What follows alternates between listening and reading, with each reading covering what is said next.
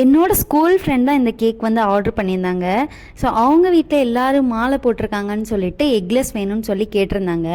First time try பண்ணுறேன்னா recipe கண்டுபிடிச்சி அதை கரெக்டாக பண்ணுறதுக்குள்ளே எனக்கு ஒரு நாளே ஆயிடுச்சு. எப்போல்லாம் ஃப்ரைடே வருதோ அப்போல்லாம் தான் எனக்கு ஆர்டர் வரும். ஸோ அன்றைக்கும் அதே மாதிரி தான் வந்துருந்துச்சு.